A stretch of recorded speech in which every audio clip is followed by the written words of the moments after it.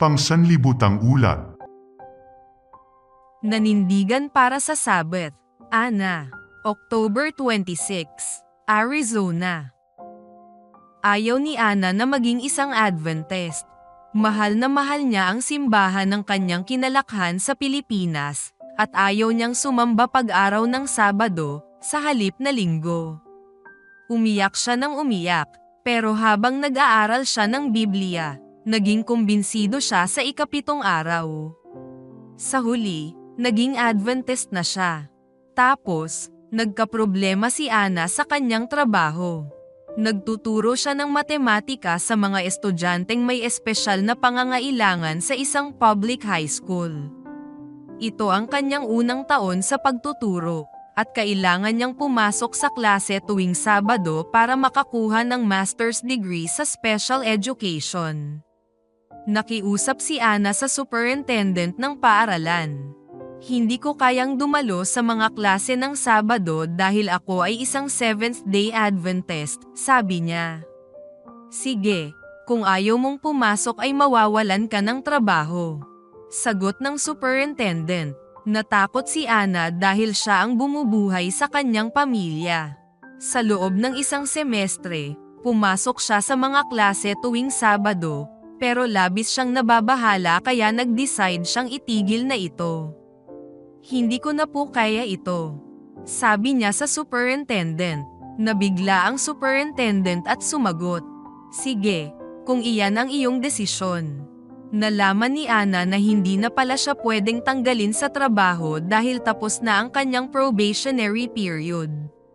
Nangako siya sa sarili na hindi na muling lalabag sa Sabbath. Nagturo si Ana sa paaralang iyon sa loob ng 9 na taon. Tapos, dumating ang isang bagong pagsubok sa Sabbath nang mag-apply siya sa isang agency para sa trabaho sa Amerika. Interesado sana ang isang paaralan sa California na kuhanin siya, ngunit ang schedule ng interview ay araw ng Sabado. Hindi po ako makakadalo sa interview kapag Sabado, sabi ni Ana sa recruiter. Iyan po ay araw ng aming pagsamba. Napagpasyahan ni Ana na marahil ay ayaw ng Diyos na magtrabaho siya sa Amerika. Kaya sinabi niya sa recruiter na, hindi na po ako mag-a-apply. Pwede nyo na pong alisin ang aking pangalan sa inyong database. Lumipas ang 1 buwan at tinawagan siyang muli ng isa pang agency ng isang paaralan sa Arizona at interesado na kunin siya. Pwede po bang ang interview ay hindi araw ng Sabado? Tanong ni Ana. Pwede naman kahit anong araw, sagot ng recruiter. Kaya, nagpa-schedule si Ana sa interview sa Biyernes. 4 na araw lang ang lumipas ay inalok siya ng paaralan ng trabaho.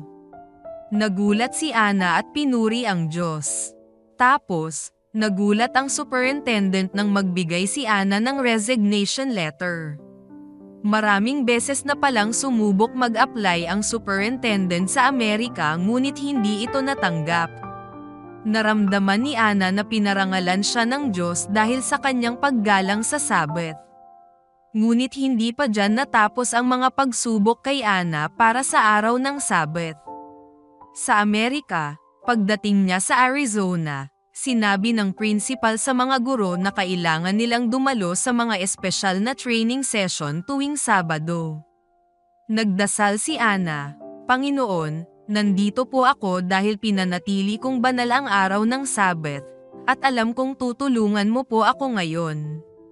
Pumunta siya sa principal.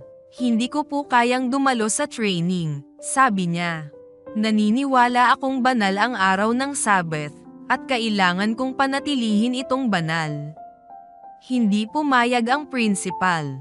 Kung hindi ka pupunta sa training tuwing Sabado, tatanggalin kita sa trabaho, sabi niya. Ngunit nanindigan pa rin si Ana at sinabi niya sa superintendent, sa Amerika, mayroong kalayaan sa relihiyon.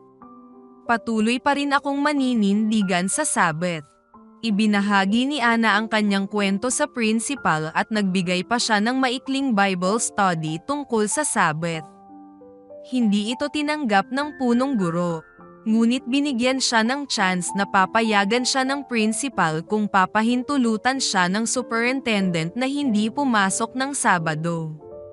Nakiusap si Ana sa superintendent, at sumulat ang superintendent at ibinigay kay Ana na nagsasabing, "Maari kang sumamba sa Diyos sa anumang araw na gusto mo." Tapos ay ibinigay ni Ana ang liham sa punong guro. "Okay Ana, you are excused kapag araw ng Sabbath," sabi ng principal. "Ngunit gumawa ka ng paraan para matutunan mo ang mga training kapag absent ka ng araw ng Sabado." Hindi alam ni Ana kung ano ang gagawin kaya nagdasal siya. Kinabukasan, nakita niya ang instructional coach na responsible sa training. "Hindi po ako makakadalo sa training dahil ako po ay Seventh-day Adventist at pinapanatili ko pong banal ang araw ng Sabbath," sabi niya.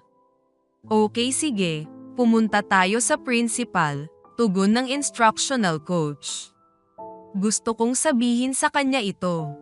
Sa opisina ng punong guro, sinabi ng instructional coach, "Magkakaroon ako ng training tuwing linggo para lamang kay Ana." "Okay, wala na palang problema," sabi ng punong guro. Naging maamo ang kanyang mukha habang nakatingin kay Ana. "Pinagpala ka dahil sa iyong katapatan," sabi ng principal. Pagkatapos nito, isang kahanga-hangang bagay ang nangyari. Lumago ang mainit na relasyon sa pagitan ng punong guro at ni Ana. Para na siyang ama sa kanya. Malungkot ang punong guro nang umalis si Ana ilang taon ang lumipas nang maramdaman niyang tinatawag siya ng Diyos na magturo sa Holbrook Seventh-day Adventist Indian School. Ngayon, si Ana ay isang teacher ng special education sa mathematics sa Holbrook. Masaya siya na naging isang Seventh-day Adventist at mahal niya ang pagtuturo sa mga estudyante tungkol sa matematika at Sabbath. "Nanindigan ako para sa Sabbath, at tinulungan ako ng Diyos," sabi ni Ana. Ang kwentong ito ay nagbibigay pananaw sa isang guro sa Holbrook Seventh-day Adventist Indian School. Ang paaralang ito ay nakatanggap ng bahagi ng 13th Sabbath offering noong 2018 at 2021. Salamat sa iyong mission offering sa quarter na ito na makatutulong din sa pagpapalaganap ng ebanghelyo. Maging mapagbigay po tayo.